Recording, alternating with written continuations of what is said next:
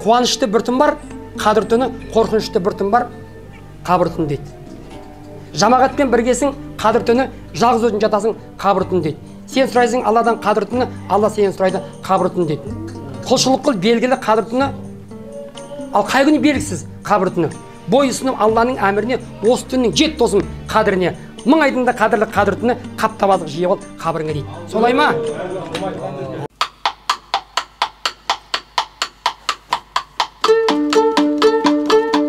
Ассалаумағалейкум барша қазақ елі, есі қазаққа, мұхыл мұсылманға керемет ай болған, керемет мереке болған қасиетті Рамазан айы баршаңызға берекесін берсін. Құдай қаласа, осы Рамазан айының соңғы 10 күндігінде пайғамбарымыз саллаллаху алейхи уассалам айтты, қадір түні жасырылған. Ол түнде тілеген дұға тілектің барлығы қабыл болады деді. Бүгінгі қадір түндегі тілеген дұға тілектеріңіз қабыл болсын. Пақ шіркін Иснай.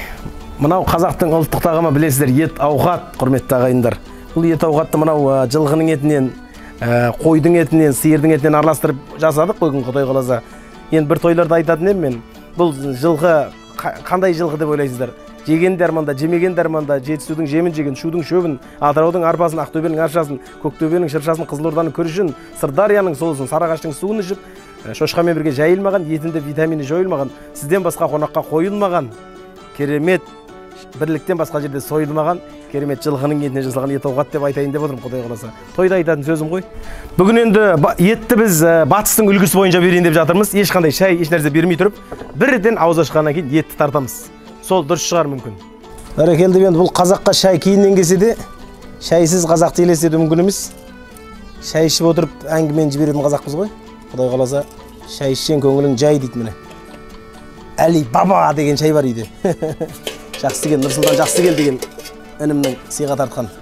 Сол шайдан ішеміз қазір. Бәрекелді, баяғыда әр саморының басында боти жататын еді, ботимен қопсытып. Кейіннен баклажка шықты да, ботидің бәрі списанияға шықты. Уап, бәрекелді, ассалаумағалейкум, кенже ағам. Сырлы созақтан келатыр мінекей. Қош келдіңіз. Қош көрдік. Бірінші қонағым өзіңізсіз. Сондықтан өзіңізге арнайы сыйлығым болады, Алла бұйыртса. Алла разы болсын. Қазақтар, міне, кенже ағаңнан үйреніңіздер, Құдай қаласа. Қонаққа қалай бару керектігін, уақыттан кешікпеу керегін. Қош келдіңіз.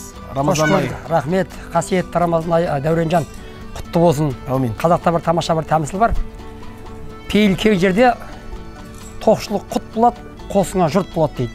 Пейіл тар жерде жоқшылық жұт болады, қонағың сырт болады дейді. Мінекей қасиетті Рамазан айында пейілді кеңге сал, үйіне қонақ қылып күтіп жатсың. Дұға тілектің бәрі қабыл болсын. Әумин айтқаның дейсің, Құдай қаласа.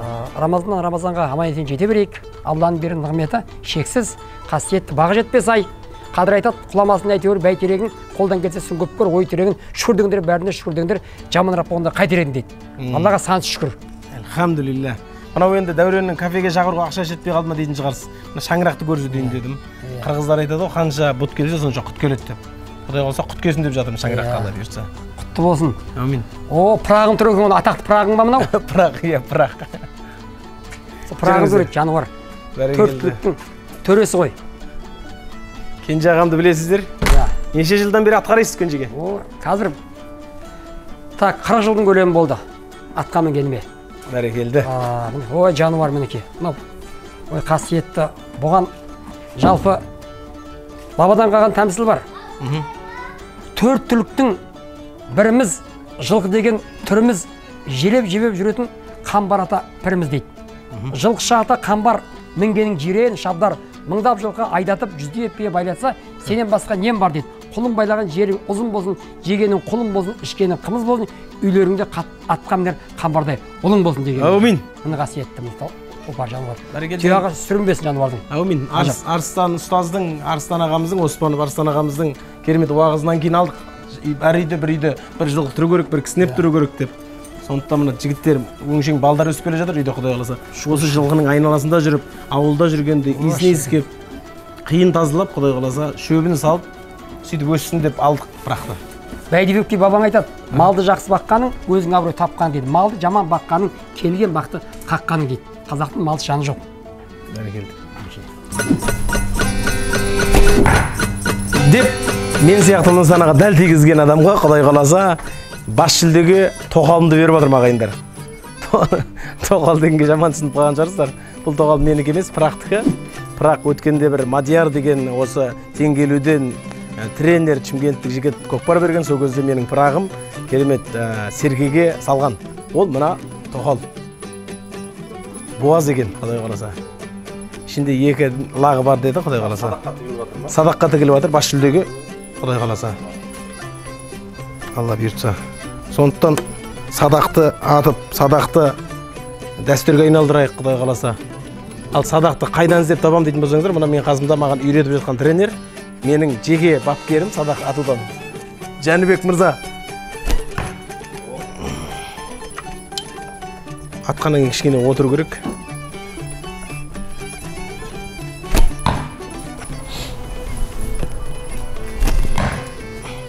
Мынаның нысана екен барлығы біледі енді. Мына ортасына тегізу керек. Ал мынау бұны тек қана әннен ғана естігенсіздер. Көкпар татып, жамбы атып, ауылыңда аунап жатып, бір марқайып қалайық дейді біздің қазақта. Сол жамбы деген осы. Осыған тегізу. Қазір стандартта осындай ма? Жәке? 30 метрлікте осыны атып жатыр. Аттың үстінде де осыны атып жатыр, иә? Бәрекелді, жамбы дейді осыны. Бұны да атамыз қазір. 25 сантиметр несі? Қара 10 сантиметр. Қай жағынан тегізсе де бәрібір, иә? Көрейік кәне. Ассалаумағалейкум, міне. Арыстан ұстаз. Ой, машалла. Қош келдіңіз. Ниет қабыл болсын. Болсын ниет. Ниет қабыл болсын. Амандас бол. Ассалаумағалейкум. Ай, машалла. Мынау. Осы жігітті өткенде киноға түсіп жүрген? Ай, бәрекелді. Бәрекелді. Қолға соғайық көгелеріңе. Кәні. Қолымыз жуып алайық. Мына біздің мына жеріміз. Мына жерге. Мына қазақтың дәстүрі ғой әдемі. Жағдасын аяқтаңыз. Мына біздің қазақтың салтында осындай балдарымыз үлкендерге, ақсақалдарға су құйып батасын алатын болған. Сосын қазақтың анау ақсақалдар үлкендер өзінің жүректен бір әдемі батасын берді. Алла өмірін ұзақ қылсын, дені сау болсын, 2 күнде 100 жарық болсын. Аллаху акбар. Ал бисмилла. Мақсат ағыңа. Әмин. Берге ағыңа.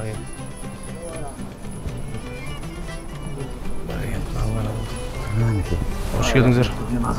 Сонда біздің қазақ баланы басынан елдің батасын алып жүру керек екенін үйретеді екен ғой. Қолға су құю бар, керек нәрсесін әкеп беру бар, апару бар деген сияқты. Ал батаны алып өскен адам міндетті түрде жақсы болып берекелді ғұмыр кешеді, батамен өскен бала. Ой қаласа. Рахмет, жүріңіздер. Қош келдіңіздер. Садақ атуға. Бірден. Садақ атқанда жарыс болады ғой. Сода анау жарыс емес, бір ешкілік дейін деп атады, соны мән беріп тыңдасаңыздар 5 минут. 2 минут. Ана аталарымыз қысқа садаққа атқанда негізі мынау ұзын 145 сантиметр, ағылшындардікі 182 метр болған ғой. Олар былай атқан. Сол жағын қойып, сосын 3 саусақпен атқанда көбінесе. Бірақ олардікі дәстүрлі ғой садақ. Ат былай қойып атады деген Робин Гудты киноларда мән берсеңіздер, сосын анау қазіргі кинолар бар ғой, Хоббит бір нәрсе деген. Қойып, былай шетке қойып, себебі былай атса, оқ былай шығып кетіп қалады, шығып кетіп қалады. Сосын оларда жаяу жүргендіктен, аттан жүрмегендіктен, осылай ұзын садақтар пайдаланған да, европалықтар әсіресе. Көрді, 3 саусақпен пайдаланған. Осман империясы уақытында да осындай садақтар болған. Сосын бас бармақпен. Бас бармақта обязательно осындай сақина киіп, былай тартып, егер 3 саусақпен атса, біріншіден қиып кетеді. Екіншіден, мынау, шегінекі атта жүрген оқ ары бері жылжып кете береді, мына жақта тұрса. Оң жақта тұрса, сақинамен тартып, мынамен қысат болды, мына 3 саусақ не алмайды. Мүлдем қысып алады да, кез келген уақытта жібере салады, тартып болды. Содан 11 адамнан 5 адам шығады финалдық жарысқа. Ол финалдық жарыста жамбы нысанасына атасыздар. Сол 5 адамнан 1 адам жеңімпаз, ол тоқал алады. Дәкенің тоқалын алады. Бірақ бұл жерде профессионал адам жоқ. 11 адам. Ау? 11 адамнан жоқ. Бал бойынша есептеледі. Сетка емес. Список бойынша қай садақты ұнатасыздар, сол алып ата бересіздер. Қазір дайындық уақыты бітті. 1 сағаттан бері уже атып аттық мысалы. Біраз оқтар қирады. 13 метр. Расстояние өзгермейді, тек қана нысана өзгереді. Бірінші олимпиадалық нысана, сосын қазақтың жамбы нысанасына 5 адам атады. Сол 1 адам жеңімпаз болады. Алды. Мына түбі индийский екен ғой негізі. Нағашылар. жоқ өзде Апачилар екен. концентрацияларыңызды жинап барынша осы 2-ақ мүмкіндік 8-ақ оқтан кейін Ей, жарық, кәрі. Ей, жарым, кәрі қасқыр. Енжеген бір қанша дегенмен шалғы енжек бит дайындалып алады. жоқ 4 оқ атасыздар Көрме. ой десятка машалла Ананы түсір. Ареген.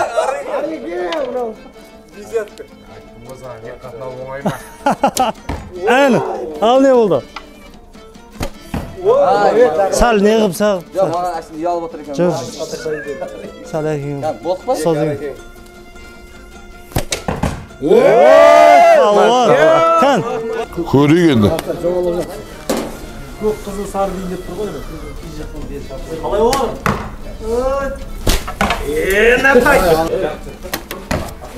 Нормально. Осы ортаға тегісі келіп қарындас құлқылады Құдай қаласа.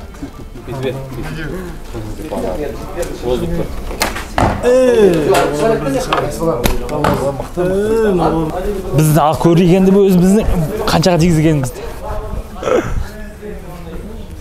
сенікі мынау ғой 5 5-ге 6 11. 11-ге 1 11-ге 1 Біреуіне ақта.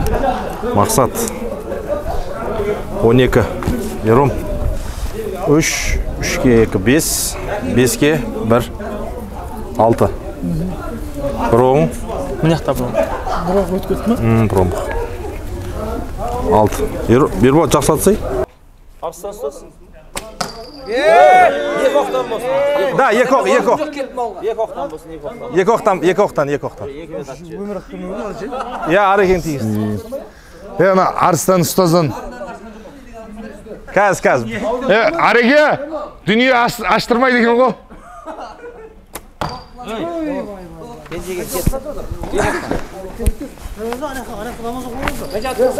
Енді тұр.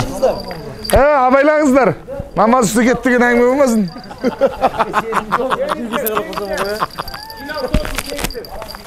бір фабрикті да атқысы. Уақыт болып қойыпты ғой. Уақыт болып қойыпты, қойш. уақыт болыпты ма Жастарымызды қолдайтын, қарияларымызды құрметтейтін, ата-анасын қуантатын, Құдай Тағала өзінің сүйген құлдарымыз.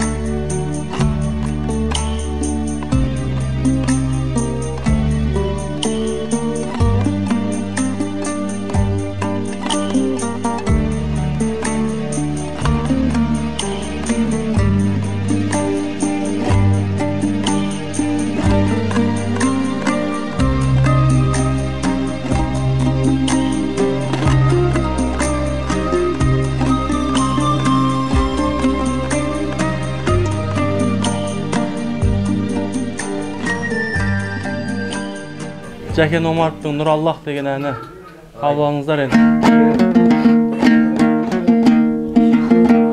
Бізге шексіз үлгің Алла, сенде өмір сүрдім Алла. Бізге шексіз үлгің Алла, иманым деп жүрміз Алла. Дидарыңды бір күн Алла, көрсем деген құлмын Алла. Дидарыңды бір күн Алла, көрсем деген құлмын Алла. Бүкіл әлем сырдан Алла, иесі боп тұрған Алла. Бүкіл әлем сырдан Алла, иесі боп тұрған Алла. жаным менің, нұрдан Алла жолыңа жан құрбан. Алла жаным менің, нұрдан Алла жолыңа жан құрбан. Алла. Енді бүгінде мен жасымыз ұлғайып жатыр, елдің арасында жүрміз. Шынды да қарап тұрсақ, сол жасап атқан құлшылықтарымыздың қабылдығын беретін болса, қабылдығы болатын болса, ұтады екенбіз ғой бізде. Ұтады екенбіз да. Аллаға шүкірлер болсын. Мына Пайғамбар саллаллаху керемет хадистері көп. Соның біреуін естіп жүрсеңіздер де айтайын. Енді мына біз ауылда имамбыз, сіздер енді қаладасыздар, имамның түр-түрін көріп жатсыздар, түрлі түстісін көріп жатсыздар дегендей. Сонда да айтайық, Пайғамбар саллаллаху керемет хадис бар. Біз туралы айтып кеткен, соңғы үмбеттері туралы, мынау ақыретке жақын үмбеттері туралы. Біз туралы былай деп айтады. Олар дейді, жаратылысқа таңданып, жаратушыны ұмытады дейді. Біреудің үйін көріп қызығып, сол үйді нәсіп еткен Алланы ұмытамыз. Біреудің жақсы қымбат айғырын көріп, біреудің жақсы көйлегін ба, не дейді, көлігін ба, не айтсақ болады тағы да мысалға. Кез келген бір нәрсені көрген кезде, қандай тамаша, мынау керемет деп, анау бір жаратылған нәрсеге қатты таңданады да, бірақ соны жаратқан Алланы ұмытып кетеді дейді. Бүгінде бар ма жоқ осы нәрсе? Ел болғаннан кейін кездеседі. Сол үшін біздерде мұсылмандарда бір жақсы нәрсені көргенде, таңданатындай, қызғатындай нәрсені көргенде, аузына бірінші түсетін сөз қай сөз екен? Маша Алла. Маша деген екеу бөлініп айтылады. Маша Алла деген кезде мағына дұрыс шығады екен. Алланың жаратылысының кереметін ай деген мағына береді екен сол кезде. Біріншіден көз тимейді. Екіншіден біз жаратылысқа таңданып, жаратушыны ұмытып тұрған жоқпыз да. Жаратушыны ұмытпай, оның жаратқан нәрсесін не таңғалып отырмыз да жаңа. Көзімізбен рахаттанып, қызығып қарап дегендей. Міне Аллаға шүкір, еліміз аман, жұртымыз тыныш. Енді осы жерде бір жігіттерге сұрақ қойғым келіп отыр. Білсеңіздер, білесіздер ғой, сонда да бірақ бұл қазақтың тарихы болғаннан кейін айту керек болады. Қазақта жиен ел болмайды деген сөз бар. Мағынасы не оның? Жиен ел болмайды дейді. Желке ас болмайды дейді. Сөйтіп айтады, жиен неге ел болмайды? Малы болса дейді. Желке неге ас болмайды? Майлы болса дейді. Майлы емес, жалды болса дейді. Жалды болса дейді. Ал жиен ел болмайды деген сөз неге қатысты айтылып тұр бұл жерде? Қыздың баласы да ол. Иә, қыздың баласын жиен дейді. Сол жиен ел, мысалға отыр ғой, бір рудың жігіттері отыр, қыздың баласы келіп, сол ауылдан үйленіп, семья болып сол ауылда тұрып кеткендер бар. Отбасын құрып, мал дүниесін жинап, елмен бірге ол да бұйырған жерге садақасын беріп отырған. Ал жиен ел болмайды деген мағынасы бұл емес екен. Айта берейін ба жауабын? Жиен ел болмайды дегені қазақтың қызы орысқа шықса, Қытайға шықса, неміске шықса, басқа ұлтқа шықса, содан туылған баланы ғана айтады екен, жиен ел болмайды деп. Сол кездегі уақытта? Иә. Біздің бабаларымыздан сөз артылған, мына Кенжекеннен рұқсат сұрап сөйлеп жатырмыз қазір. Бұл кісіге микрофон береміз қазір. Иә? Иә. Міне сондықтан енді тағы екінші сұрақ. Ту бие деп қандай жылқыны атайды? Ту бие деп қандай жылқыны атайды? Біраз сен білесің, енді мен айтпа. Қысыр қалған емес па? Қысыр қалған, жақындап қалдық. Ол 100% жауап емес бірақ. Жақындап қалдық. Ал осы бажан бірдеңе айтады ау. Ту бие деп қандай жылқының түрін айтады? Тумаған бие ма? Тумаған, қысыр. Кенжекең айтып қоймасын. Мен айта берейін онда. Бұрынғы уақытта хандарға, сұлтандарға, ана бөлмеде отырғандарға мешет етіп отқан жоқпыз ба әйтеуір? Зиян беріп отқан жоқпыз ба? Ауыл жастары ғой. Мемлекеттік маңыз бар әңгіме отқан шығар енді. Жігіттер, біздің қазақта ту биені хандар, сұлтандар, билер, шешендер, батырлар, кім бар қазақта? Ақындар, кім бар анау бетке ұстар кім бар? Жыраулар, абыздар. Сондай кісілер келе жатыр деген кезде ту бие сояды екен. Ту биені сояды екен. Ту бие деген айғырға түскен, айғыр қараған, шашын тарамаса да, айғыр қараған бие не болған? Буаз болған. Бірақ орта жолдан бие тастайды да құлынды ше. Құлын тастайды ғой. Осы биені ту бие деп айтқан. Айғырға түспеген ол қысыр дейма басқа деп айта береді. Бұл айғырға түскен. Бала анау несі құлыны болған. Бірақ тумай тастап қоятын болса, осыны ту бие. Сол замандағы мықтылар мына жылқының етін жеп отырып, ту бие екен біліп қойған. Сөйтсек, анау айғырдың биеге бөлінетін витаминдер бар ғой, құлын туылып, еміп болғанша болады екен ғой денесінде ше. Биенің денесінде болады екен ғой. Құлын туылғаннан кейін емеді ғой биені. Ана айғырдың витаминдері биенің денесінде болады екен ғой. Ал енді бұл құлын туған жоқ қой бұл. Тастап қойды ғой. Сонда ана биенің денесінің бәрі не болып тұр? Бүкіл денесі витамин болып тұр ғой. Кәм, көгі. Нұреке, кенжеке. Аха. Амин. Көтерейік білекті, Алла берсін тілекті. Амин. Жігіттер, ел шеті жаусыз болсын, ел шеті даусыз болсын. Амин. Жүрген жерлерің берекелі болсын, отбасыларыңда мерекелі болсын. Амин. Кигендерің құлпы болсын, мінгендерің жылқы болсын. Дәуренбай, берейін бата асыңа, амандық берсін басыңа, бармын деп тасыма, жоқпын деп жасыма, қыдыр келсін қасыңа. Ұл қызың өсіп бай болсын, құлының өсіп тай болсын, керменен ат кетпесін, босағадан бақ кетпесін. О Тәңірі құдірет, мал бастарын аманет, басына бір бақыт, астына бір берекет, ұрпақтарды асыл ет. Бар жақсылықты осы отырған жігіттердің шаңырағына нәсіп ет. Амин Алла. Машалла, машалла. Ой, керемет, керемет. Сіздерге тағы да бір сұрақ қойғым келіп жатыр. Қойыңыз, әреке. Сұрақтан жаудырыңыз. Бірақ дұғаңыз қабыл болайын деп тұр. Қазір сіздің сұрайтын дұғаңыз, Құдайдан сұрайтын дұғаңыз. Бірақ дұға қабыл болады. Біреуіне айтыңызшы. Деген кезде біз не айтар едік? Мен бұны ақсақалдар мен әжелердің ортасында қоям ғой, бәрінің айтатын сөзі біреу болып шығады ғой. Біреу мүлт кетпейді ғой Құдайдың құдіреті шіркіндерінің. Қазір айтам. Ол кісілердікі бөлек. Мына жерде ақсақалдар емес қой, бәрі жігіттер ғой. Орта жасар жігіттер ғой, орта жастағы. Мысалы, бұрын ғалымдар жалғыз дұғам қабыл болса, оны патшаға тілеп едім дейді екен. Иә. Енді қазір. Мысалы, мен өзім жалғыз дұғам қабыл болса, шахид болуды нәсіп етші. Өзім да енді. Иә, Алла өмір жасын ұзақ қылсын айдай. Өмір ғой, өліміз ғой. Иә. Шахид болуды нәсіп етші деп сұрайды. Түсінікті ол. Кім тағы не айтады? Жаңағы. Күнәмізді кешірсін деп жатыр. Нұреке, сіз ше?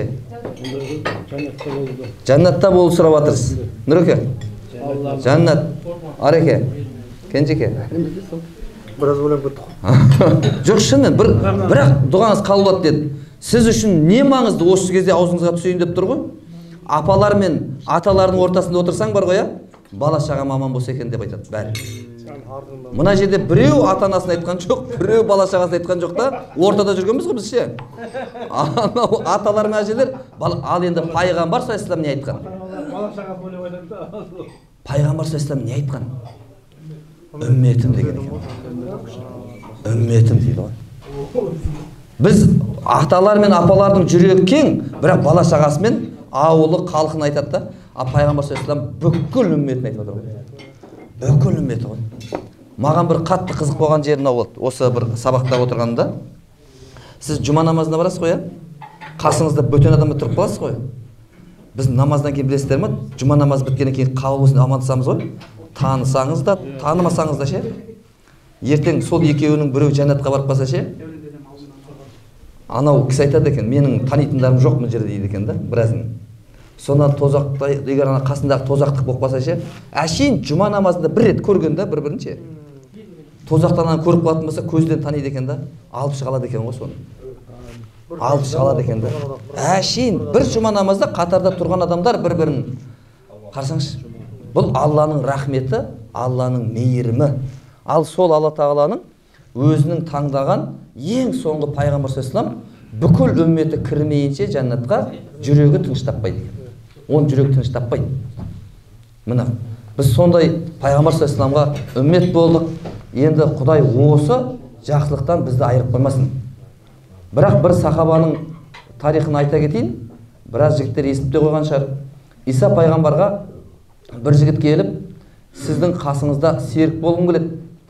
Қандай өмірде қиыншылықтар болса да, мен не болса да сізбен бірге боламын, бәріне шыдайын деп тұрып алады ғой бір жігіт. Сол кезде Иса пайғамбар деді, пайғамбарлардың басына үлкен сынақтар келеді десе, жоқ, мен сабыр қылып беремін.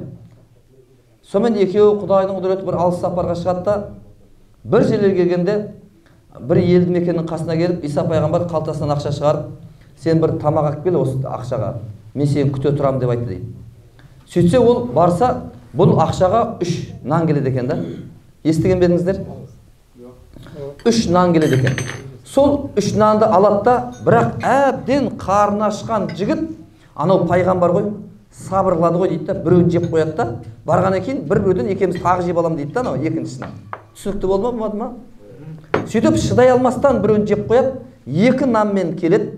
Иса алейхиссалам намаз оқып тұр екен. Келеді да нанды қояды. Екеуі бір-біреуден алып жеп отқан кезде Иса пайғамбар сұрайды ғой, негіз қанша нан алдың дейді.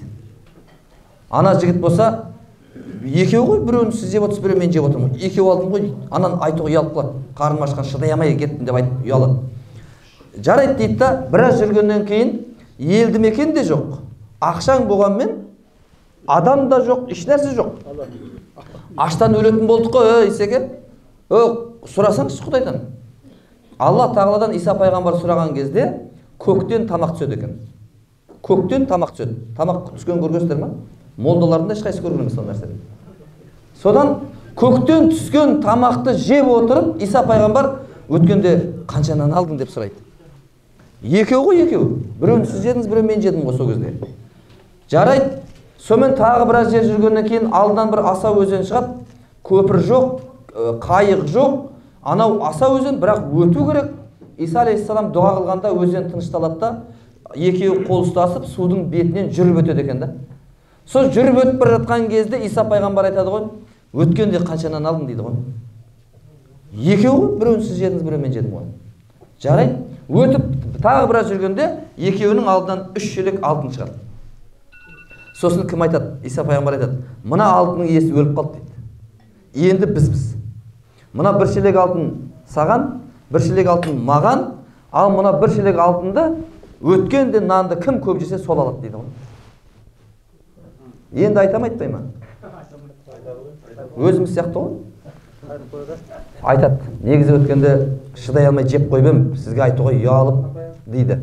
Сол кезде Иса пайғамбар айтылған уәде бойынша мынау 3-ші шелек алтынды да оған береді да, былай деп айтады. Мені кешіріңіз, осы сәттен бастап біз арғай бірге жүре алмайды екенбіз. Қасыма жолдас қылып ерте алмайды екем. Сондықтан сені ренжімеу үшін өзімнің де алтын саған берем дейді ғой. 3 шелек алтын саған берем. Сонда ана жігіт жарайды деп 3 шелек алтынды құшақтап алып қалады. Иса пайғамбар былай кетеді, 3 шелек алтынды құшақтап былай кетіп бара жатқан жолында оның алдынан 3 қарақшы шығады. Құрбан айт келіп қалды деп ойлайды да, не қылады ана үшеуі бұны? Бауыздап жібере салады.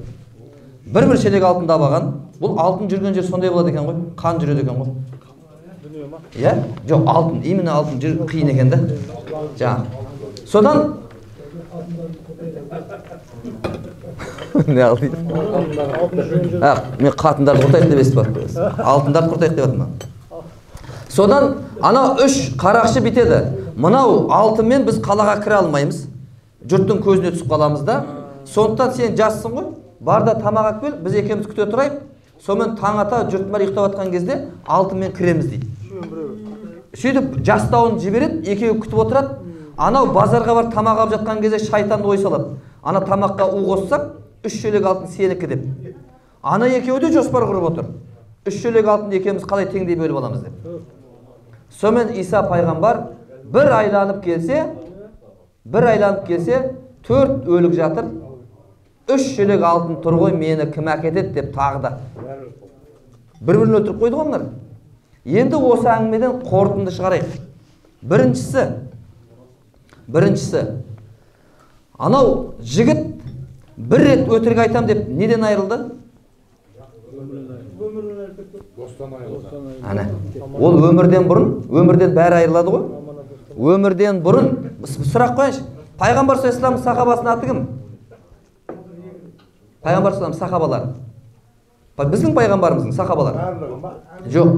3-4-еуін айтайықшы. Абу Бәкір, Омар, Али, Осман. Анау кісі осылай аталып тұратын мүмкіндік беріліп еді. Исаның сахабасы бәленше деп тарихта қиямет қайымға дейін ойып тұрып орын алатын мүмкіндік беріліп еді. Сол мүмкіндіктен не істеп айырылды ол? Бір-ақ рет өтірік айтып айырылды. Бір-ақ рет өтірік айтам деп Исадай пайғамбардың қасында өмірде сахаба болып қалатын бақыттан айырылды. Біз қазір міне атышулы жігіттер отыр, сонымен бірге суретке түскенімізге, соның қасында бір шай ішкенімізге суретке түсіп, ертең ауылға барып, бәріне көрсетіп тұрмыз ғой. Мысалға да, анаған оған Иса пайғамбар бұйырып тұр ғой оған. Нартай емес, нартай емес. Мысалға да. Түсінікті болма жігіттер. Бір рет өтірік айтам деп, керемет бақыттан айырылды. Ал екінші, бұл әңгімеден шығатын екінші қорытынды, Алла тағала өте рақымды екен, мейірімді екен. Бір рет күнә жасап қойғанда бірден жазаламайды екен, күтеді екен, қоятын шығар. Ана енді онша-мұнша емес қой, пайғамбардың досы болайын тұр ғой. Соны сынау үшін көктен тамақ түсірген ғой әдейі. Қоятын шығар, осы жерде тәубаға келетін шығар деп. Арғай тәубаға келсе болды, арғай банау сахаба болу бақытына иеленіп кетейін деп тұр ғой арғарай ше. Сөйтіп еді, оған ол көнбетті, судың бетінен жүргізіп қойып еді, оны да нетпеді ғой. Ақырында оны дүниемен Исадай пайғамбардың қасынан шығарып тастай салды. Осы жерде бір нәрсе айта кетейін. Иса пайғамбар үшінші шелек алтынды да өзінде алтын берді ғой алдап тұрған адамға. Ренжіген жоқ қой оған. Ал осы отырған ешқайсымыз бізді бір рет алдап көрсінші. Таңаты оңбаған, оқымаған. Өйткені өзіміз өмір өтірік айтып көрмегеннен кейін біз көтере алмайды екенбіз ғой біреудің өтірік айтқанын ше. Өзіміз айтып көрмегеннен кейін ше өтірікті да. Біз көтере алмай қалады екенбіз ғой. Ал үшінші бұл әңгімеден шығатын, енді әркім қанша қорытынды шығарса өзі білер, бірақ үшіншісімен тоқтай, қанағатсыздық жалғызатын сойғызар деп, немесе қанағатсыздық абыройсыздыққа келетіндігі, аналар бір шелек алтын жететін еді негізінде. Соның өзін қанағат қылмай, ананы өлтіріп, оныкінде тартып аламыз деп кетті да, соның жолында өліп кетті да, бекерге өліп кетті да. Әшейін жай өлген жоқ та. Сондықтан ағайындар, біріншіден бір ауыз өтірік адамды әжептәуір нәрседен айырып тастайды екен. Екінші, Алланың рахымы кең, мол екен. Егер де бір күнә жасаған болсақ, тез арада тәуба қылып, ол көбеймей тұрып, көбейетін болса ше, Алла тағала оның бет пердесін ашайын деп тұр ғой. Күнә көбейеді ма, бет пердесін ашады Алла тағала. Соны көбейтпей тұрып, тәуба қылып қалуымыз керек екен. Ал үшінші, үйдегі бар нәрсемізге, қалтамыздағы бар нәрсемізге жұрттың алдында емес, шынайы түрде не жасау керек екен? Қанағат, шүкіршілік. Соны айтады ғой, тәубе етіп жүрген адамның тәубасын қабыл болған қайдан білеміз дегенде, Құдайдың берген ризығын көп санап өзіне, Алла тағала маған бәрін беріп қойды ғой деп та. Ал өзінің жасап жүрген жақсы амалдарын аз санайтын болса дейді. Жақсы амалдарын аз санайтын болса, мынау берген ризығын, Құдайдың бергені мол берді ғой маған, бәрін берді ғой деп көп санайтын болса, бұл тәубасы қабыл болып жүрген адамның белгісі екен. Сондай жақсылардың қатарынан болды, Алла нәсіп етсін. Алла тағала риядан, тәкаппарлықтан, өтіріктен, мұнафиқ болып қалудан, қатыгездіктен, сараңдықтан, бос сөзден Алла сақтасын. Керісінше даналық, парасат, тақуалық, білім, зейіннің ашылуын Алла тағала нәсіп еткен болсын. Мынау жылқыға бір тоқталайын, сонымен сөзімді аяқтайын. Жылқы туралы біздің қазақты қалай құртқанын білесіздер, сонда да айта кетейін. Қазақ орыстар 300 жыл налог төлеген.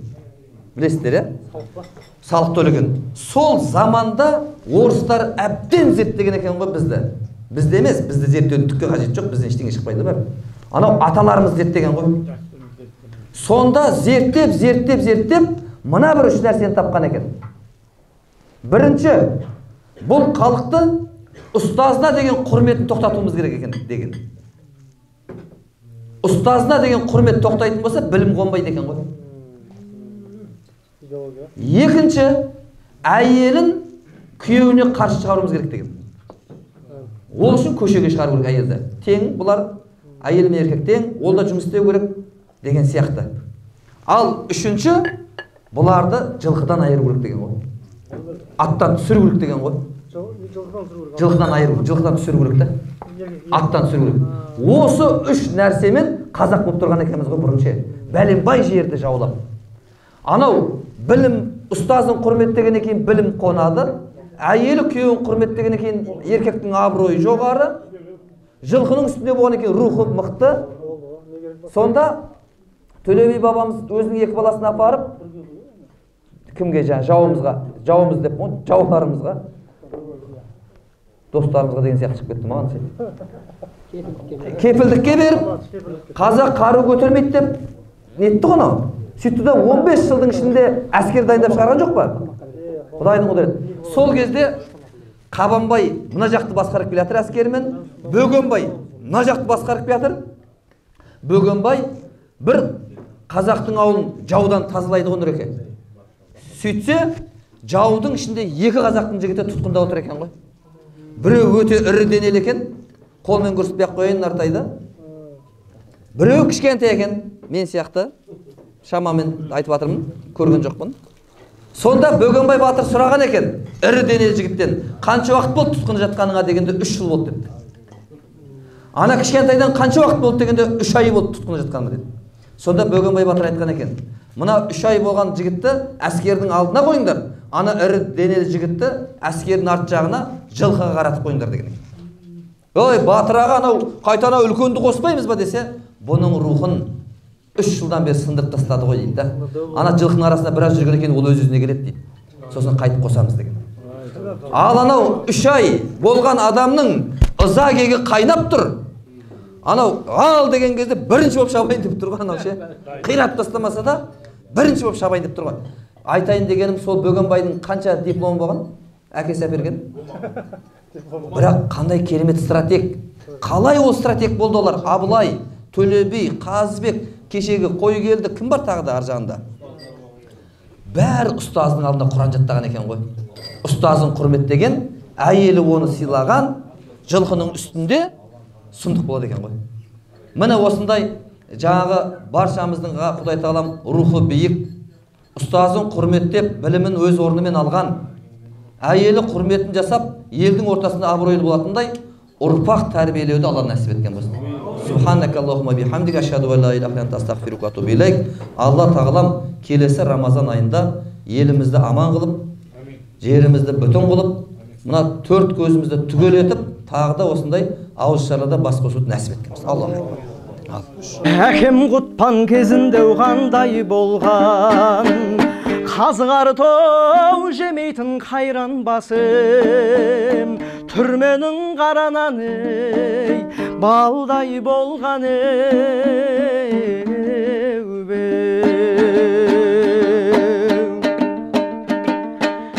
бұл заманда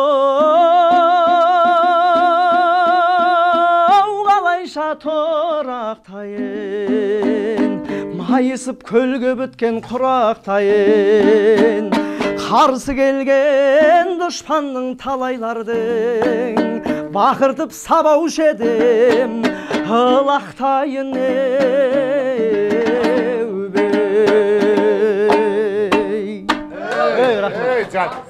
Тыңдамаған сөз жетім, тыңдаушын таппаған ән жетім дейді. Сондықтан қасиетті Рамазан айы құтты болсын, оқылған дұға тілектің бәрі қабыл болсын, мұсылманбыз деген сияқты. Қазақтың жүрген жерінде тарихты қозғасаң дау болады, саясатты қозғасаң дау болады. Менің айтайын деп отқан әңгімем біз айтамыз да, бабамыз текті, бабамыз батыр болған, бабамыз шешен болған дейміз. Осы тақырыпта, қоғамда осы тақырып мен мықты емеспін, жоқтың қасы. Мен айтатын тақырып тыңнан түрен салам мен, жоқтың қасы. Иә. Өткен жаттаған әңгіме ол қызық емес деген сияқты. Сондықтан заманында анау бабадан қалған тәмсіл бар. Кеменің суда болуы қауіпті емес дейді да, судың кемеде болуы қауіпті дейді. Адамның мына өмірде өмір сүруі жоқ қауіпті емес, дүниенің адамның жүрегінде өмір сүруі өте қауіпті дейді. Қараш, заманда атақты кіші жүзде Сырым дейтін батыр өткен, өзі батыр, өзі шешен. Иә. Соған кіші жүзден шыққан Сары дейтін би айтты дейді, бала Сырымға отына асыраған баласына қолына ата жолымен, дәстүр жолымен жілік беріп отырып, не деген тектілік, не деген даналық. Балам деп айтты дейді, дүниеде 6 ұлы сөз бар, сол 6 ұлы сөз жадына сақтасаң, сен халқың алдында абыройды беделді боласың. Егер жастыққа салынып ұмытатын болсаң, онда халқың сенің бойын аулақ ұстайды деп айтты. Текті бала, зерек бала. Ата қандай сөз деп айтты. Балам, ең бірінші қоғамда арлы, абыройлы, ожданды бол. Екінші, мына елге деген парызыңды ұмытпа. Үшінші, жастайынан намысты бол. Төртінші, халқыңды алалама. Бесінші, жақыныңды жаралама. Алтыншы, қалысыңды қаралама деп айтты дейді. Бата мың құттық, бота бір жұттық, қабыл болған менің сырымды алталаш бе. Солай ғой? Сол сияқты барлықтарыңа абырой тілеймін, барлықтарыңа денсаулық тілеймін, барымызды жанұямыз. Қарамолда дейтін шешен айтады, ертең уақыт өтеді. Иә? Уақыттан ешкім ұстап тұра алмайды. Бәрін жігіт болыңдар. Адам бір көшкен керуен құрарымыз аз күн, серуен керуенде жол тартып, асқарымыз бір күн белінен дейді, қылышбай дейтін шешен. Ертең қартаямыз, уақыт өтеді деген сияқты, бірақ уақыттан таяқ жобыр жігіттер, уақыттан таяқ жобырға өте ауыр. Өте ауыр. Талай жігіттер уақыттан таяқ жеп кезінде қартаймайтындай, бойында күш қуат қайтпайтындай, болмаса ішімдікке, болмаса әртүрлі жағдайда жүрген жігіттер қоғамда әрбір ауылда кездеседі. Жүрегін қанжылайды. Өйткені өмірдің заңдылығы солай. 50 деген бір жігіттер, 50 деген ердің жасы, 60 сұмдықтың басы. 70 оттың қасы, 80 жоқтың қасы. Егер түрірсің 90-ға келгенде торғайдайсың, көшкенде көлігіңді зорғайдайсың.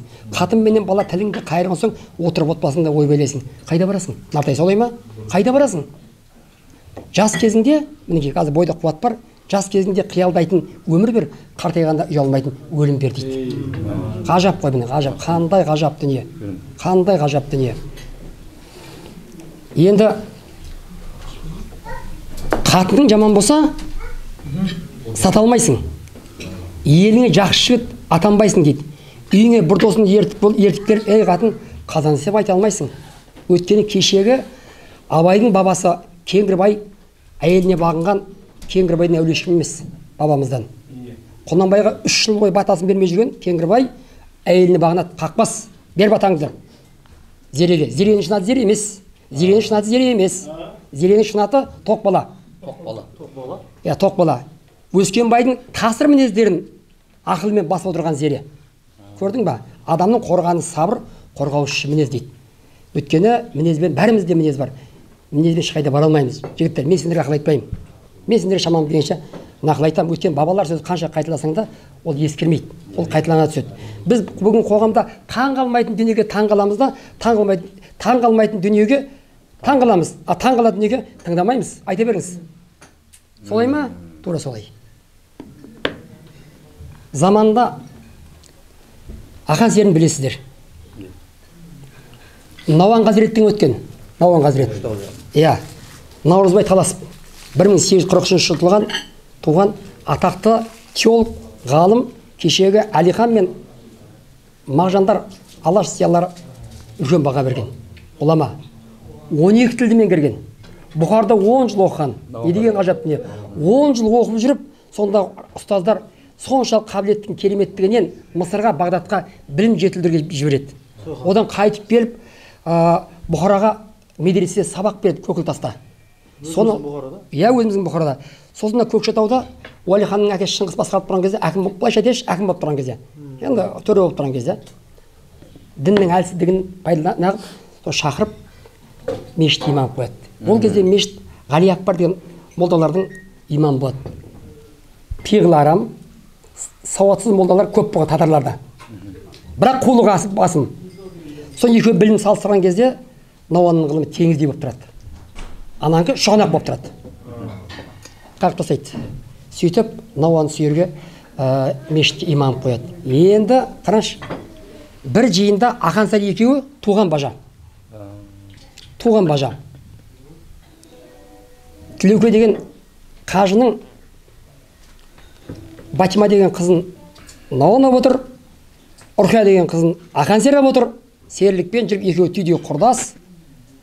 Бір жиында аста Науанды шақырып, қараш пәуескімен облыстың әкіп келгендей дүйім жұрт не деген ғажап, мыңдаған адам қошеметпен қарсы алады.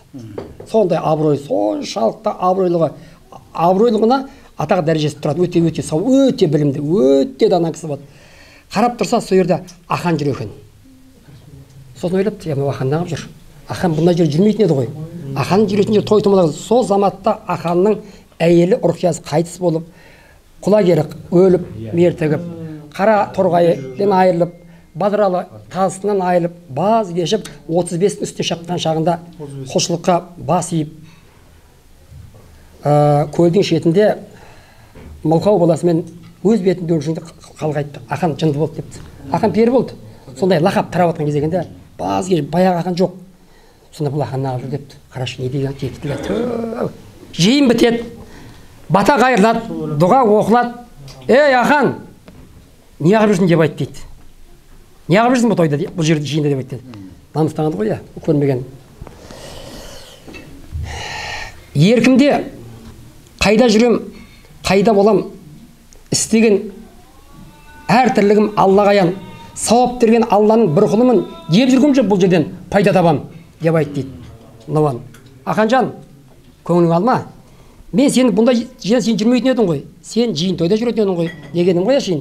Деген кезде шыдай алмайды. Көрдің ба? Ғажап қой. Домбыраны қағып бағып жіберіп Ақан айтты дейді.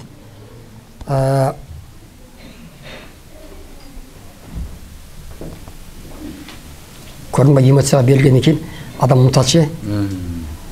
Ғажап не ғой. Біреулер бұл Ақанды сері дейді, енді бірі кемістіп пері дейді. Көп аузына кім қақпақ болған сірә өздерге теңесе де ненмейлі. Еліме арнап жүрмін өлеңімді, ән жүрден теріп жүрмін керегім дейді. Ой, Ақанжан, кешір деген кезде айт дейді. Эмоция шыдай алмай. Қазірет тақсыр өзің жатсын ба? Ала ертең көзің жетер нақшынға. Алла жаса жүздесермін мақшарда пайғамбардың ақ туының астында деп айтты дейді. Ғажап қой, қандай ғажап. Ой, пай, Ақанжан, мен сені осы дүниенің қызығын ғана ойлап жүр десем, сен ана жайдың да жағдайын ойлап қойған екенсің ғой деп құшақтап, әбден құшақтапты. Қараш не деген. Әбден серіліктен шыға алмаған. Сен айт дейді. Ақанжан, сен дәріс бер деп айтты. Ақан 4 тілмен келген. Парсы, орыс, арабша сұмдық болған Ақанның өзі. Сен білім мені асып тұр ғой, сен білім мені асып тұр ғой. Сен не бер, дәріс бер деп айтты дейді. Бірақ баяғы серлі ойына түсіп, ойдан арыла алмайды. Ой үстінде адам өткені пайғамбардың білесіз, даналардың ілімінде 5 нәрсе өмір жояды. Соның біреуі қайғы өмір жояды. Қайғы өмір жояды, уайым қайғы. Қайғы өмір жояды. Көп ұзамай Ақан өмірден өтеді, Ақанның жаназасын Науан шығарады. Көрдіңіздер ме? Науан Қазірет деген. Сүйерде қалды. Наурызбай азаматты өткен қоғамда. Сол сияқты жігіттер әр жиында осы қатарымыз сиремей артымыздағы ұрпаққа жақсы тілек, жақсы ниет қалдырсақ, мына Арманды көріп мен өзім қуанып отырмын. Енді мына қолдағы жұдырық Құдайдың берген жұдырығы ғой. Мына берген тән, дұрыс па? Ана өлімде неден қорқып жатсынамын, білемін о дүниенің жақсырағын Құдайдың аманатқа берген жанын өзіне мерзім жетсе тапсырамын. Бүтіндей тапсырған не жетсін? солай ғой, иә? Солай ғой. Сондықтан енді Төле бидің ұрпағы екен, қалай деп келтірсем екен. Арқадан орта жүздің бейі Қазбек Қараш не деген тектілік, не деген даналық, не деген сыйластық. Төкеңе барып сәлем беріп қайтайықшы.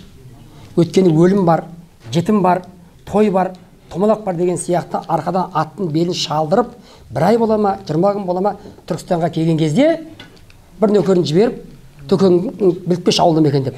Сол кезде Төкеңнің жаз жайлауы мына 4 күлмен, 4 күлмен Шаянның екі ортасы. Ол кезде бұндай заман емес қой, көкірай шалғын. Сонда жаңағы Аретін айтпақшы, ту биені сойып, Қазыбектен күнде келмейді деп, бір апта күтіпті Қазыбекті, әбден сырнайлатып, керемет күтіп шығарып сап бара жатып, айналайын Қазыбегінім, Алла разы болсын. Не бұйымтайың бар деп айтты дейді. Пай.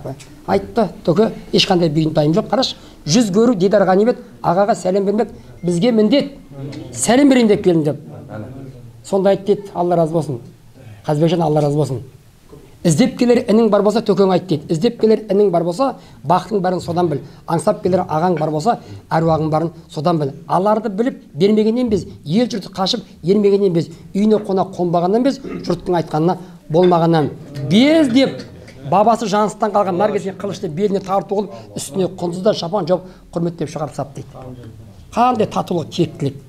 Кешегі Қазыбектің заманында, Тілеуке мен Бертіс бидің заманында осындай бір жиында бір жігіт дауыл жиында шыдай алмай, дұрыс емес ол былай деп шыққан кезде айтты, бауырым, балам, тоқта деп айтты дейді.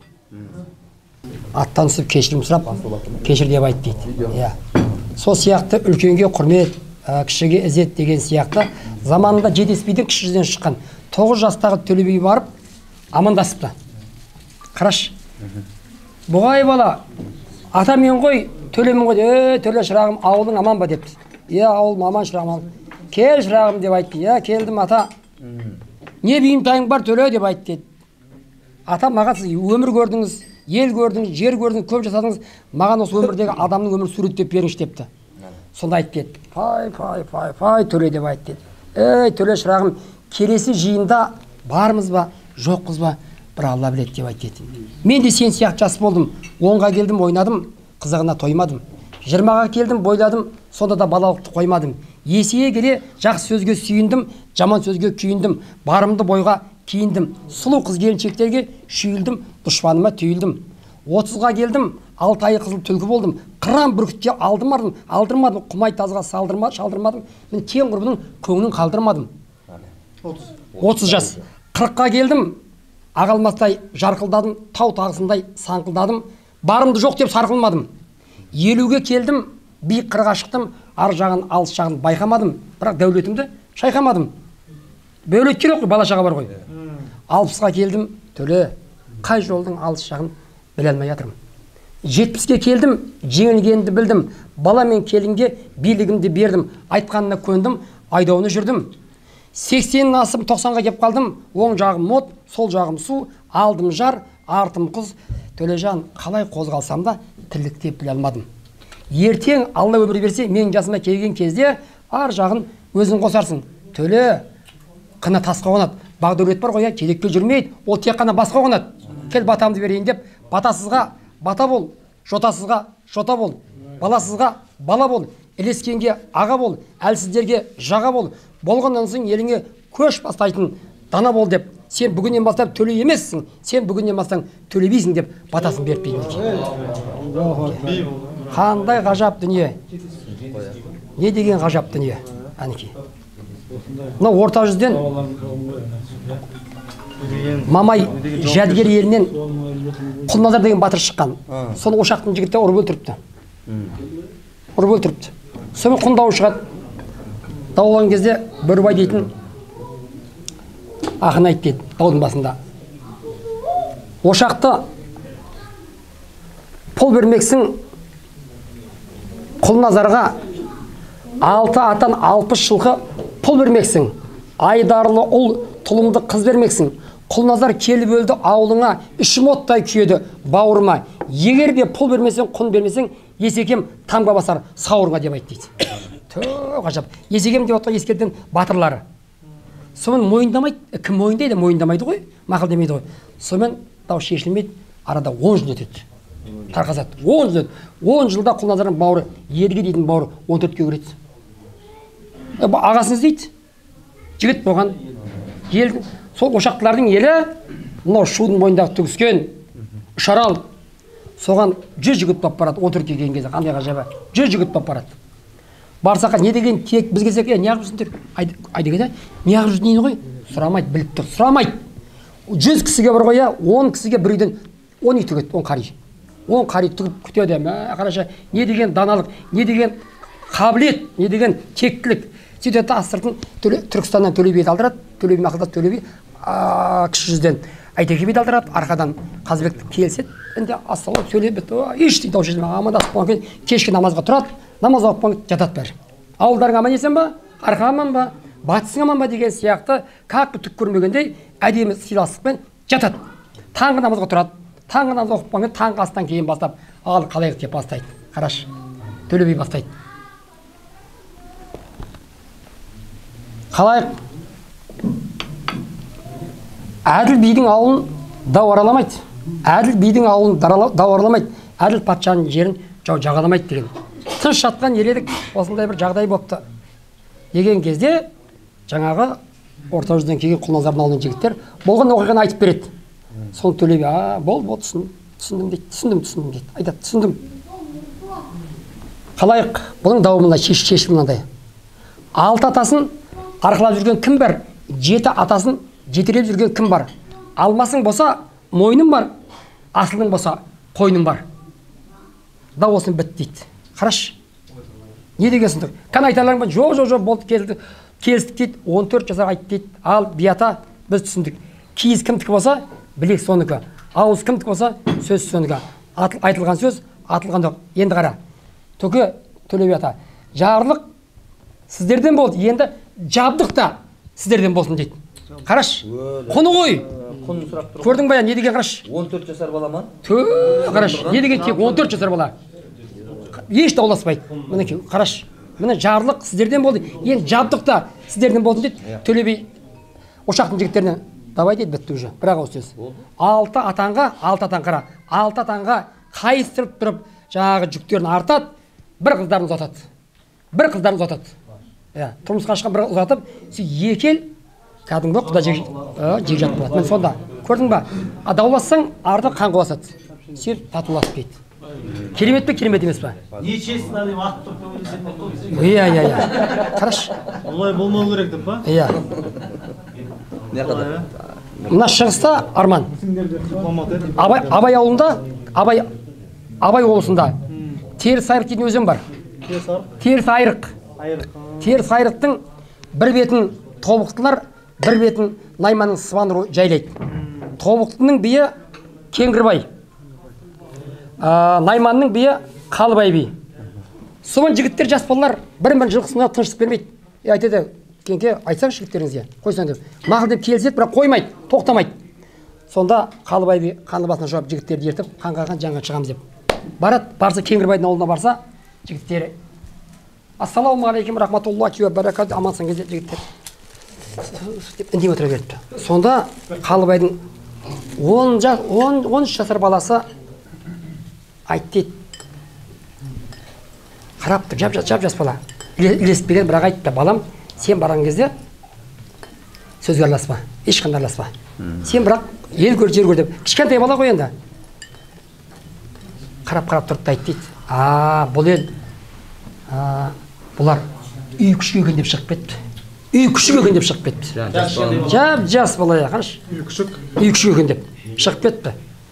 Сонымен сыртқа шыққан еді, Кеңгірбай айтты, жігіттер не деді деп айтты дейді. Бията бізді итке теңеді, мына бала. Ойбай шақыр баланы. Кім баласың? Пәленше айт келген, кім баласың депті. Мен Қалыбай бидің баласын депті. Неге бізді итке теңедің балам деп айтты дейді Кеңгірбай. Ата деп айтты дейді, қараш, бията деп айтты дейді. Атам қазақ. Үйге келген танысын танымас құдай қонаққа алдынан шығып атын байлағандай, қонағын жайлағандай. Біз жоғыз екен біздің жігіттерге сәлем бермей, енесінің бауырына тағылған күшік сияқты қыңсылаған дыбыс шығарып отыра беріңдер. Мен сол сіздерді ұялас екен дедім бейді.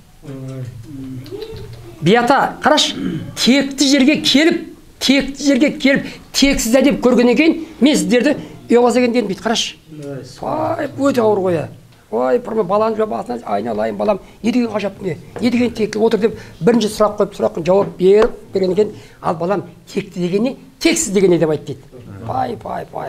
Ата деп айтты дейді, текті жердің жігіті жарқырап шыққан күнмен тең. Тексіз жердің жігіті басып жанған күлмен тең. Текті жігіт дейді мекен, жақын тұтар туысын. Тексіз жігітті шырмайды айлagir қатын осы деп айтты дейді. Жігіттер, жылқыларын түгендер деп айтты дейді. Жылқыларын түгендеп беріп, үстеріне киетін кигізіп құрметпен шығарсап дейді. Мынандай бала бір екі елдің тағдырын шештір. Жап-жас бала. Сондықтан мың жерден енді бұның қорытындысы не? Бұның қорытындысы қазақ айтады, мың жерден сері болсаң да сертті бұзба, мың жерден тентек жынды болсаң да текті бұзба дейді. Сол емес пе? Тектілікке сызат түсірмедік. Қаратау дейді. Тамаша ғой, не деген ғажап дүние. Өте құнды дүние мысалға. Қылышбай дейтін шешен айтады, Қаратау төбе болар тас кеткен соң, ер жігіт Қаратау төбе болар тас кеткен соң, қалың ел дейді, ұрлық қылар бас кеткен соң дейді. Бәйбіше үйде отырған, ол не болар? Қолынан қара саба ас кеткен соң дейді. Ер жігіт атқа мінген, ол не болар? Қолынан дәулет кетіп, басынан бақ көшкен соң дейді. Қария мінекей үйде отырған, ол не болар? Баланың, ей, жай отыр деп сөзі өткен соң дейді. Мінекей. Тұнып тұрған тәрбие ғой. Ғажап қой бабалар. Айтқожа деген шешен айтады, жар басына үй тікпе дейді, жар құласа үй көтер дейді. Алла болса ағайын ұрулы елдің күй көтер дейді. Ағайын алла болғанда ауыздағы ас кетер, аңдаған дұшпан күшейіп, жау қолында бас кетер дейді. Тау белгісі тас болар, бай белгісі ас болар, азған елдің белгісі бұралғысы бас болар дейді. Көрдің ба? Бабадан қалған тәмсіл бар жігіттер. Тұз болмаса бір қоя, мына ет бұзылады. Тұз болмаса ет бұзылады дейді. Дін болмаса ниет бұзылады дейді. Ел мінекей ермен көркем жігіттермен. Жер көгімен көркем, ақыл асқанды қан тұт, білім асқанды пір тұт, жақсыңды қадірле, жаманыңды тәрбиеле. Жігіттер арбаға бар қоя, тоқпа көрген жекпеңдер, арбаға соқпа көрген жегіңдер деп айтты дейді. Ғажап қой. Кешегі Құнанбайдың кезінде, Құнанбайды аға сұлтанға сайлайын деп атқан кезде, Орынбасылар 1852 жылы бір жағы сайлаймыз дейді, бір жағы сайламаймыз дейді. Көрдіңіздер, ақан сері айтады, су шықпас қазға менен тау басынан қазақтың дау кетпейді сау басынан дейді. Біздің жүрген жеріміз сондай ғой. Сонда айтты дейді. Жоқ, Құнанбай сайлама, өйткені ол парақор деп айтты дейді. Біреу жоқ, Құнанбай мықты ғой, онда абай туып тұр одан деп айтты дейді. Сонда бір елде мен сияқты шақырған Қожабек кешегі Шортанбай жырау бата берген қожа келеді. Ал күдері қожа. Сіз не айтасыз? Сіз пікіріңізді айтыңыз дейді. Тұрады. Қалайық? Шамал сабыр сақтайық. Сабыр қалайық деп айтты. Атаңнан ер болып тұрсаң, ту ұстайсың, ез болсаң, кезегіңді ұстайсың. Біріңді бірің түрткілемей, түсің бір исі қазақ туысқансың. Құнанбай орта жүздің тұз емес пе? Көнеден арнасы бір із емес пе? Қарадан қан болса да іреті бар. Салмаңдар құл кеңірдек құл өңешке. Су өкеш судағады жүйесімен, жарасар көштің сән түйесімен. Кімің бар? Құнанбайдан озып туған. Айырма ел нағыз иесінен деп айтты. Не деген ғажап не? Там тұрыс болды деді. Қалай атам қазақ айтқан, тұз болмаса ет бұзылады, дін болмаса ниет бұзылады. Ел ермен көркем, жер көгімен көркем, ақыл асқанды қан тұт, білім асқанды пір тұт, жақсыңды қадірле, жаманыңды тәрбиеле, арбаға тоқпа көрген жекпеңдер. Мінекей арбаға соқпа көрген жегіңдер. Әңгімені төлдете бермей, төрел сөзін түйіндегендер деп айтты дейді. Не деген тектілік, не деген тектілік. Міне, үлкенге құрмет. Кешегі атақты алашқа белгілі Бөгенбай батырдың немересі Бапанның заманында мынау Қанжығалының арғынның Қанжығалы Алтай руының арасында бір даулы мәселе болып, тышқан жылы қар қалың болып Алтайдың ұлының биі Байдалы би. Жылқыларын түгенден барамай қар қалың, көктемде қар ерігіңізде барса 70 жылғы жоғын. 70 жылғы жоғын. Соны директордан сұра келе, сөйтсе Бапан бидің аулынан шықты. Соны бияға жылқылар табылды, Байдалыға барып. Қаяқта? Бұл Бапанның аулынан шықты, кеттік атқа қонып. Бапанның олай келеді, ойда ештеңе жоқ. Ал жол болсын, Бапан, ал Байдеке жол болсын, әңгіме айтарында, жеңіл айтпай дейді. Бапан дейді, тайға мініп тайлақ жетектегенде сен әр жерден көрдің. Жиенінің жылқысын ұрлап қан сорпа қылғанда сен қай жерден көрдің? Бір тонау бар тонау, бір тонау бар қантанау. Бас аяғы жоқ, бұл қай тонау дейді. Бабан түсінбейді, ұрғып тұр ғой. Бабан түсінбейді. Не айтады? Мынадан тығылады, сөйлемейді. Ұрғып тұр ғой. Тө, не деген текті. Сонда кішкентай сәбден бала, кішкентай сәбден бала айтты. Биата, әкесінің намыстанып тұр ғой, әкесін жанашып тұр ғой. Биата дей берген кезде бай, тоқта, қанжығаны үлкендіріп, кіші сөйлегені қалай дейді. Сонда айтады, биата, ата тұрып ұл сөйлесе, ұлдың ер жеткені, ана тұрып қыз сөйлесе, қыздың бой жеткені. Қалайық, өсетін жасты, өшетін кәрі жасқа бетпен қақса, заманның кері кеткені, өз төлін, өзі сыртқа текпені. Қалайық, байдекенің бұл неткені дейді. Байдалы таңдана, жан-жана паңдана, таңдана, апырай, топ алдында іркілмей, топ бастаған бұл қай бала? Ойлап едім, әуелде отырған бір жай білі. Сөзің сенің, уәжің сенің нағады, құлағың неткен сақ еді. Сипатыңа қарасам, қаралашың тұйғынсың, сөйлер сөзге келгенде бәйгәтінде сырғисың. Жөніңді айтшы, көзіме ұшырайсың, жөніңді айтшы, қай ұлсың дейді. Тұрып айт деді, я биата деп айт деді. Арғатам бөгенбай. Алаштың намысын қорған. Арғатам әкемін бапанның баласы, менің атым Сәбден дейді. Білесіздер ма?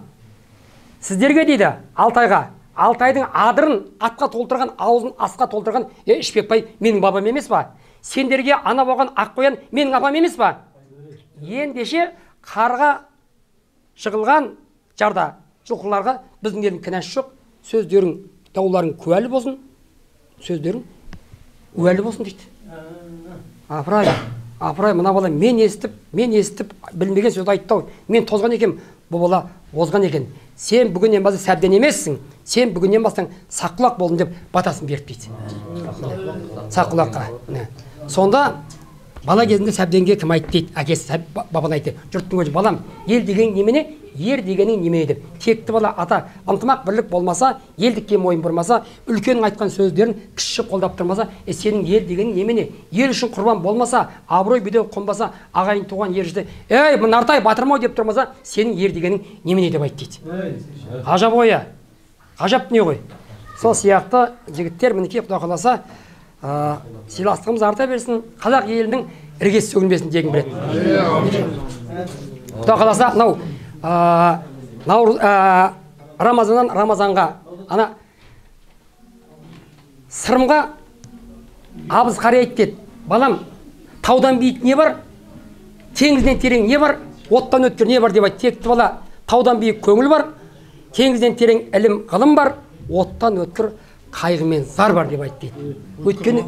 Өткені өмір арманжанда, өмір қуаныш пен қайғы қатар жүреді. Көрдің ғой, мысалға, күндізіміз түн деген жалпы тамық қой, түн тамық қой жалпы. Күндіз көзіңмен көріп тірлік істейді. Енді осыған қарашы, тура осы 1000 түннің ішінде бар ғой, бір қуанышты бір түн, қай түн? Басқа түн жоқ, басқа ұлттарда жоқ. Қуанышты бір түн бар, қадір түні, қорқынышты бір түн бар, қабір түн дейді. Жамағатпен біргесің, қадір түні, жалғыз өзің жатасың, қабір түн дейді. Сен сұрайсың Алладан қадір түні, Алла сен сұрайды қабір түні дейді.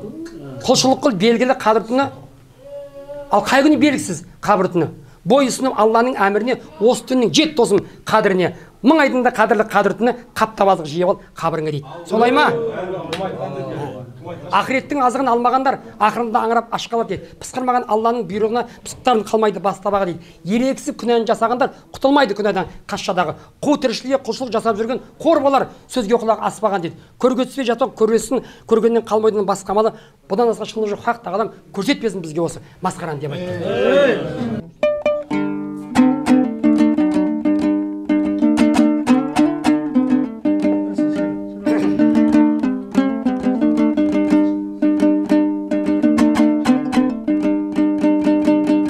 Домбырам қайда барсам тастамай мұны, ән менен сесіз өлең бастамаймын.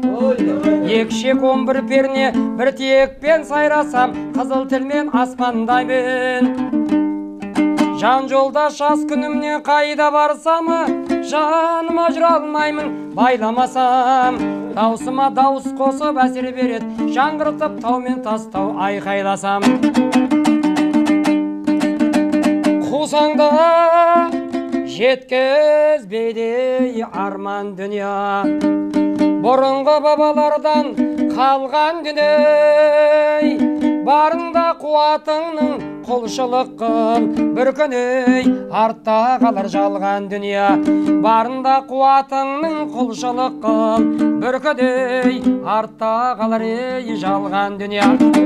Ей досың жайлы, ей қалқам досың жайлы, ынтымағы жаманның қосылмайды. Алдартын ойлайтұғын ер азамат дүниеге мастанып отырмайды. Дүние келеріңде бұлақтайсың, сырғаған кетеріңде сынаптайсың. Жанына жақсылардың аялдамай, о шіркін қайда барып тұрақтайсың. Дүние ойлап тұрсам шолақ екені, адамдар бір-біріне қонақ екен. Сыйласып екі жұбай тату болса, дүниенің бар қызығы солақ екен. Дүние қудың сені жалықпаяғы, судағы ұстатпайсың балықтаяқ. Көрсетіп бір далдыңды, бір дартыңды, қойдың ғой дидарыңды танытпаяқ. Дүние желден жүйрік судан тереңі, қайрылар бір күн зулап тұрған кемең. Әр түрлі әркімде де күрің түс пара, бір әке, бір шешеден туған менені. Әр түрлі әркімде де күрің түс пара, бір әке, бір шешеден туған менені. Дүние ойлап тұрсам тереңі теңізі, жақсылық жамандықпен бола дегіз. Байқасаң аяғыңды аңдап-аңдаба, болғанда досың екеуі дұшпан сегізі. Дүние бір қисық жол бұраңдағаны, дүние бір қисық жол бұраңдағаны, бақтайса мал менен бақ құралмаған. Күніне мың бір пәлей көрсең дағы, сонда да күдер үзбе бір алладана. Күніне мың бір пәлей көрсең дағы, сонда да күдер үзбе бір алладан. Бір қайрат. Теміз жолын ашық денін сау қылып, ұрпағынан алым қары ізгі жақсы елім жұртым халқым дейтін ізгі азаматтар шығып, солардан немере шөбере шөпсек сүйіп құда қаласа, жақсылармен құда жекжат болып, ұрпақтарын Алла ізгілік жақсылығымен жалғастырып, еліміздің үлкен Батагөй қажы атасы болсын, келер қажы әжі болсын. Я Алла, мына мың өлім түрілген халқымызды бұнан бұлай жылата көрме, қайғырта көрме. Мінеке осы елге қызмет қылып отырған осы кенжекең бар, арекең бар, үлкен кіші баршаңыздан Алла разы болып, ұрпақтарыңыздан мол болып екі дүние бақытын берсін. Я Рабби, бұл дүниемізді иман исламмен бақытты қыл. Ел басқарған азаматтарымыз елімізді әділдікпен туралықпен басқарып, бай бақуатты сондай мықты мемлекет болып, та қияметке дейін бейбітшілікке баруды нәсіп ет. Баршаңыздың отбасыларыңыз аман, дендеріңіз сау болсын. Алла алға қойған жақсы мақсат тілектерге жетіңіздер. Алла тағала ұрпақтарыңнан елім жерім дейтін сондай батыр ізгі азаматтар шығарып, солардың қызықшылығында баршаң үлкен ата болып, келіндер әже болып, жақсылыққа жетіп, ақырғы сөзіміз кәлима, ақыретімізді Алла жаннат фирдауыстан қылсын. Мына қасиетті айдағы бүкіл дұға тілегіміз қабыл болсын, келер Рамазандарға Алла аманшылық жақсылығымен жеткізсін. Я Рабби, екі дүние бақытын баршаға нәсіп еткізсін. Құрметті жақсылар, мынау енді мен қанша отырыстарда болып жүрмін, бірақ мен мынандай Дәурен қайдасын? Мынау бір ғажап отырыс болды. Бүкіл халықтың, көпшіліктің атынан мен кенжекеңе тұрып бір рахметімді айтамын.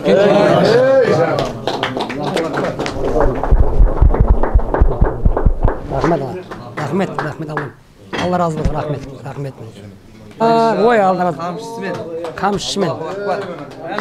О, жүгермейді. Ат тұру керек енді бірақ. Атты өзін тауып ал дедің ғой? Жоқ, атты күзге шейін күтемін. Жігіттерге күзге шейін күтемін, болмаса ұстазға жақсылап тоқайын. Күзге дейін сенде мүмкіндік беремін десе. Күзге шейін мүмкіндік беремін. Өте бол. Ол жақсы. Тамаша. Мына жүгенді жеңгеңе сала тұрайын. Тартына жігіттер, еттел. Тартындар. Соны Иә, оны енді оны жайдақ мінуге тура келеді. Күш қуат берсін. Иә. Неге күш қуат берсін? Қамшы салдырмайтын еді, қамшы несі істейді. Күш қуат берсін. Қамшы бұл ердің сәні. Иә. Бұны мен сүйемелдеп отырасың ғой жайдақ. Ол кісіге жүген керек, сүйреп кетеді қайтса. Ол бұрын арқанды жүреді енді жүгенмен тоқтатамыз құда қаласа. Ал дәуренжен Алла тағала ал дүниеңе балаша отбасыңа берекеттер берсін. Дайымы жолың ашық, денің сау болсын. Аумин. Алға қойған жақсы мақсат тілектеріңе жеткізіп құда қаласа өмірлі шүмірлі бол. Жақсы жерден келін ал, жақсы жерге қыз беріп құда қаласа жақсылармен құда жекжат бол. Алла тағала екі дүние бақытын нәсіп етіп Жәннаттың төрінде пайғамбарымыз саллаллаху алейхи вассалам көрші болып отыруды. Аумин. Алла баршамызға, бізге баршамызға нәсіп етсін. Я Рабби, ел жұрт аман болып, қазақ халқына Алла береке бірлік берсін. Рахмет. Аман болыңыз, аман болыңыз ағатай. Ауыл жердің алды бітпей қалды. Бірақ мына кісі сөздің мергені екен деп бәрі мойындап отыр. Солай ма?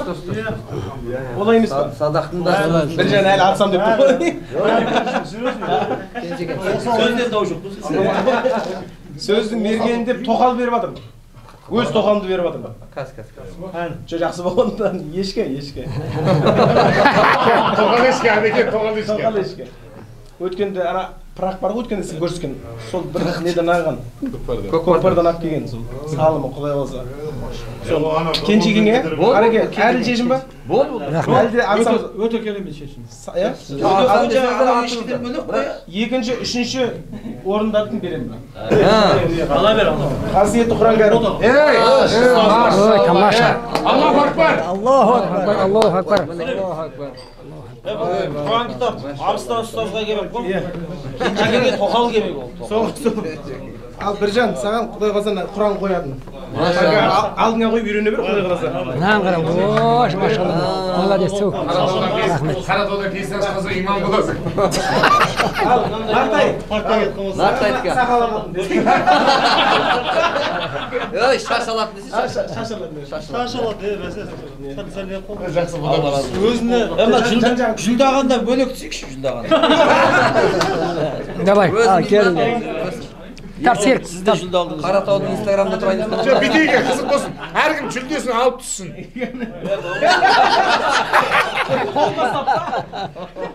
Жүлде алғанда Одан бөлек өзім белгілемді ұстазға хат жазып. Енді абай ұқсадым ба?